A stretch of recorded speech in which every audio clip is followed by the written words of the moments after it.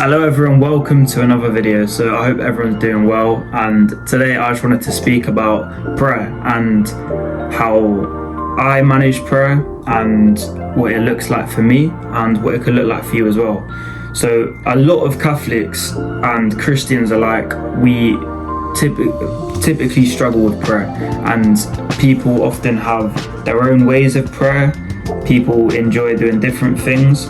So today I'll just be speaking about what I do and how I manage it, especially as a person with ADHD, because I struggle a lot with focus and this can be quite important during prayer. So one important thing to remember is that prayer, there's no prayer that is too small. There's no prayer that is small enough for God. Like, each prayer matters, and honestly it's better to pray a prayer that is short, you're kind of rushed on time, than just to not pray at all.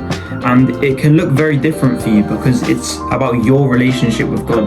So prayer can be long, but you can also just be praying about your day, speaking to God like he's your friend.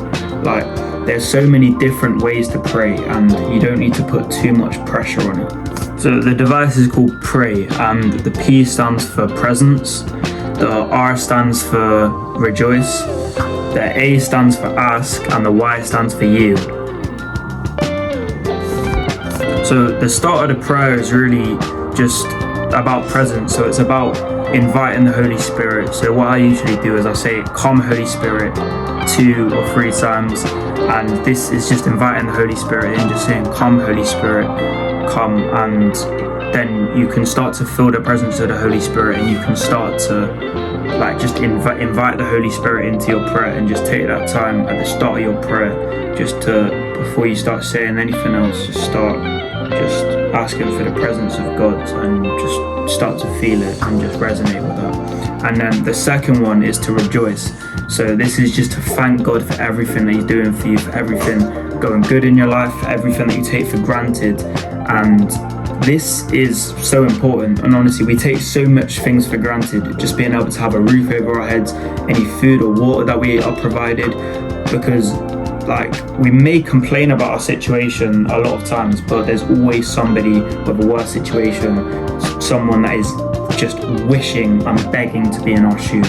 So it's always important that we keep that at a very big highlight of our prayer life, is to just show that gratitude. So just rejoicing and just thanking God for everything, and just praising him and just giving it all to him, showing so much gratitude. That's the second part. And then the third part is to ask. So this can be about just asking for guidance during something. So when whatever I'm doing at the start of my day, whether it's working or even just to make these YouTube videos, I just ask God for advice and to send me a message, so I can kind of know what to do and know what is best to talk to you guys about.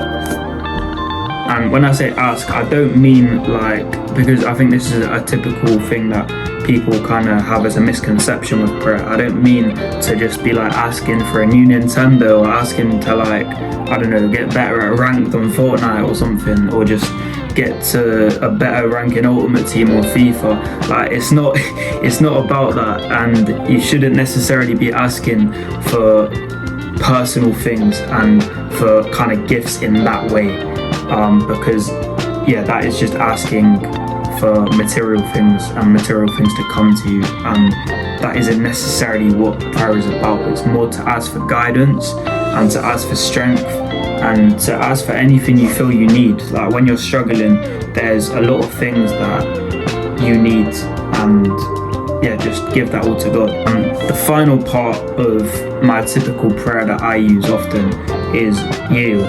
So this is at the end of my prayers, and this is just where I surrender to God and I give God all the control, and I just say, "God, you're in control. God, I'm not strong enough to deal with this on my own."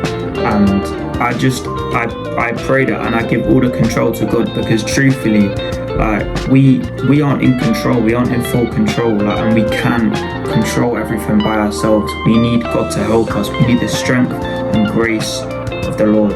So that is why I just surrender to God at the end of my prayers, and I just give God the control, because God can honestly do amazing things if you give him the opportunity, if you just surrender to him and just listen to him. It does also have to be put into action, so you do need to listen to God, because there are some times when we can definitely hear a message from God, we can know it's from God, and we just kind of don't want to hear it because we don't want to. It could be to break up with someone in a relationship, it could be to drop a friendship, it could be to drop a habit that you're doing that you really don't want to drop. It could be a number of reasons, and God can be sending you that message and you don't want to do it. And I get it, because there's a lot of positives that your brain's kind of tricking you into thinking about keeping this thing. But if God is saying to cut something out, or if something has been cut out and you kind of know it's from God, then you shouldn't try to take that into your own hands, because that's only going to hurt you. It's not necessarily going to hurt anyone else. That's going to come down on you. And as a Catholic, so I know it's different for some people, but as a Catholic, I do like to try and pray the rosary. Obviously, I am not perfect, so there is weeks where I will go without praying the rosary. Sometimes I'll go without reading the Bible for weeks, because I do find it very hard to maintain habits, especially habits that are good for me, because I can procrastinate a lot. So I may be making these videos, but I'm just like you. I'm not perfect in any way, shape or form. Like, I make so many mistakes as well. So honestly, do not worry about it, and just try to maintain that consistency. And sometimes it is easy with prayer to go through a phase of like not praying or kind of lacking in that area, but you can always like start again the next day and just keep that consistency. Like, it's just, don't let your brain trick you into thinking like, there's no point now because I just keep forgetting. Just keep trying to remember. And no prayer is too little, so just remember, at least at the start of your day, just try to pray. That leads me to my other point, and that is to try and pray at the start of your days. So this could just be a short prayer. You could devote like 10, 20, 30 minutes of prayer time specifically. So it is all kind of down to you, but that is just at the start of your morning. That is saying, God, you're my priority.